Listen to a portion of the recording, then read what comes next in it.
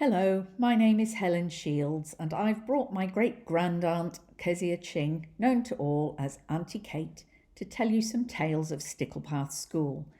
10 minutes barely scratches the surface, so do check out my website for more information. Also, some ideas of where to start researching the school in your own place.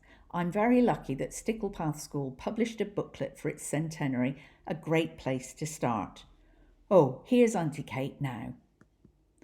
Hello, my dears. I am so pleased to see ye. You can see the school here up on the hillside in the middle of the picture, all on its own. 'Tis the school there, Sticklepath School, I wanted to tell ye a bit about today.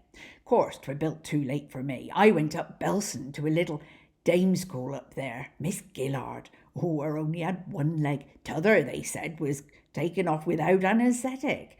Oh, and her using an ebony ruler as her cane. Ow! There was dame schools down in Sticklepath too, like the Retreat, run by two ladies, a Mrs. Trethewey. They took delicate children to board there as well in the centre of the village. When I was young, of course, many adults couldn't read or write or not too well, and lots of children, they only went to Sunday school, see? Come 1870, each district were obliged to set up a school board and build any necessary schools for their area. Well, many of our little uns still had to walk 4 or 5 miles to school in their hobnail boots, and when they got to school they would change into slippers. They'd made 'em themselves, see, from old felt hats and what-not, and all decorated 'em with fancy work. A few children, like Endicott's up at Arter Farm across the moor, they'd rode their pony into school, left him in a field while they did their lessons. 'Twas George Underhill Wills, the nearest us had to a lord of the manor, who sold the land for the school, then built one long room, about 36 foot by 16, I'd say, with a raised area, we called it the gallery, at the back, to enable the pupils to still see the master as he was talking at the front of the class. There was 2 cloakrooms, one boys', one girls', both with bucket toilets. Well, 'twere nearly 50 years the boys had to be traipsed all through the school to be taken out and tidied away. Oh, funds to build the school was raised through local rates. Then the parents, they had to pay, less than was paupers, 9p for each child every week. Well, you can imagine with the large families us had then, well, it got quite expensive. Them didn't abolish those fees, not for a couple of decades. Oh, and Mr. Bonnie Harding, the school attendance officer, he were feared.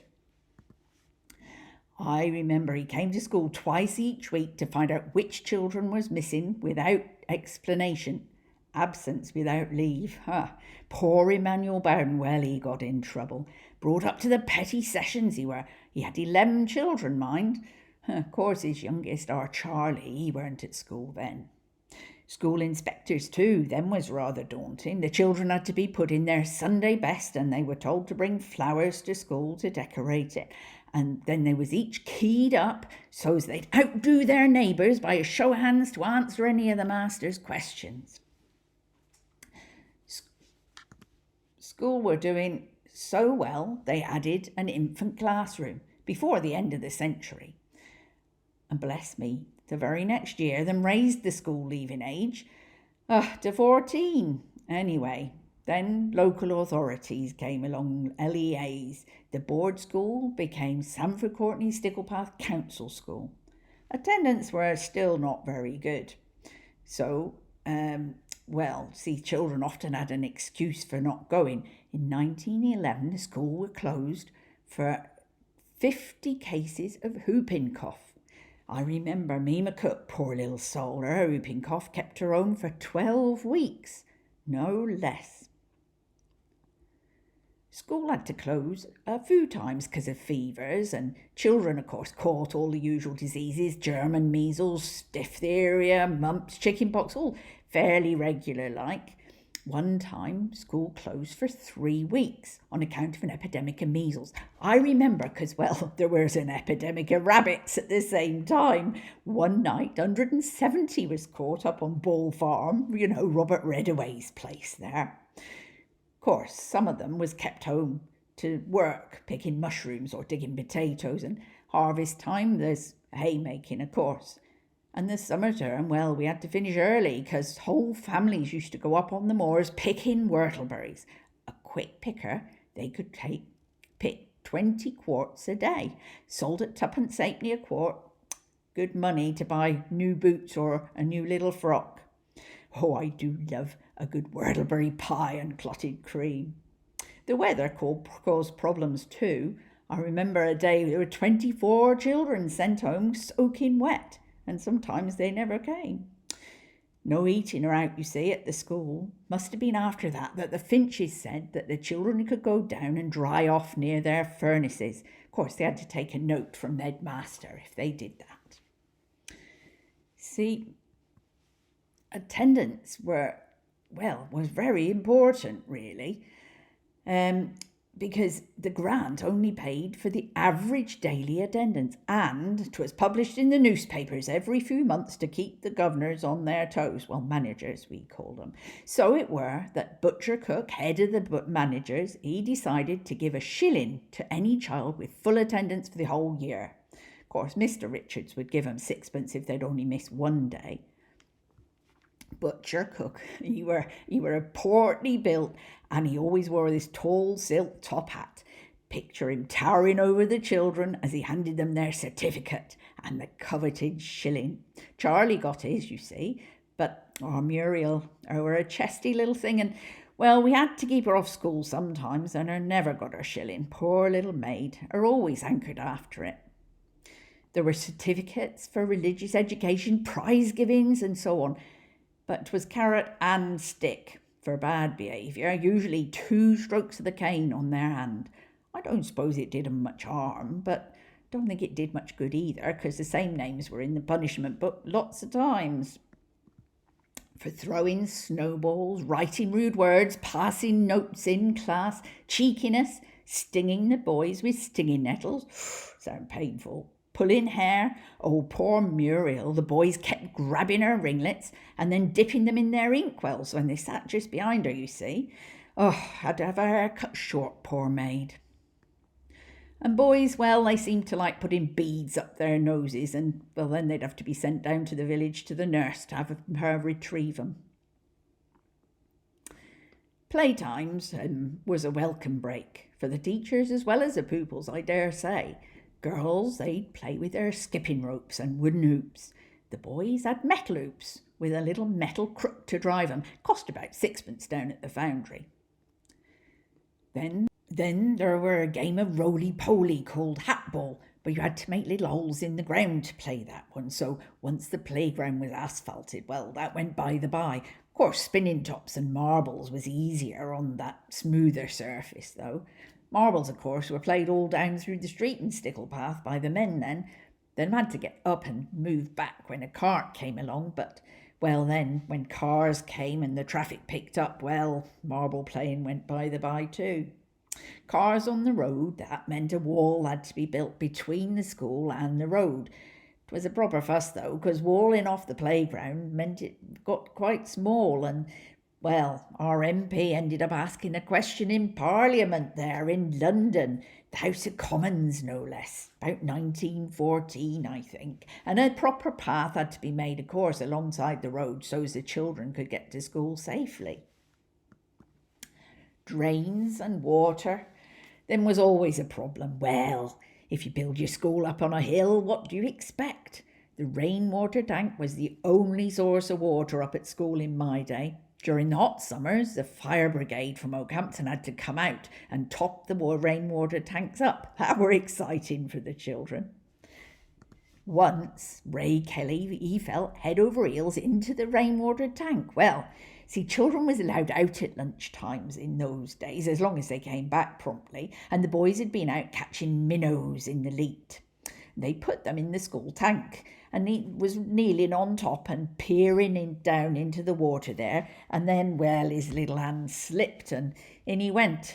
What do you suppose his mum thought? For drinking water, though, 1 girl and 1 boy were detailed each day to collect 2 churns of water from Ladywell and trudge with them all the way back up to school.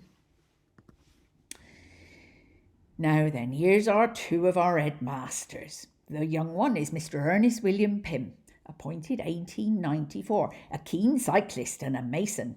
Well, he were assistant organist for the lodge in Oakhampton, but he were only with us 3 year. Poor lad, he got sick. TB, it were only 27 years old. And then Frank Richards, in his great war uniform. He were headmaster for 38 years, apart from when he were at war, of course. Very well respected, and he got plenty of scholarships for the children. So he were a good teacher, very committed. Do you know, when his wife died in the night, he only took half a day off. Many of the supplementary and pupil teachers were later remembered fondly, even the strictest ones. Louisa Pawley there on the right was there, before Mr. Richards, and she stayed just until she became Mrs. Cook. You go usually when you got married, see. My second husband, his daughter Jessie Finch on the left there, her taught 4 or 5 years before her got married, and his niece Crystal too, she taught up there for 14 years. Of course, children who hadn't eaten didn't learn too well. Charlie used to say he stole turnips from the field to eat as he walked in from the farm to the school, as he was so hungry. Just after the war, food were really scarce, and we raised money to give the pupils hot cocoa at lunchtime.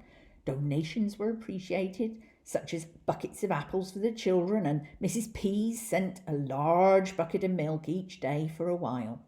School were always trying to raise money and collect things for good causes, of course.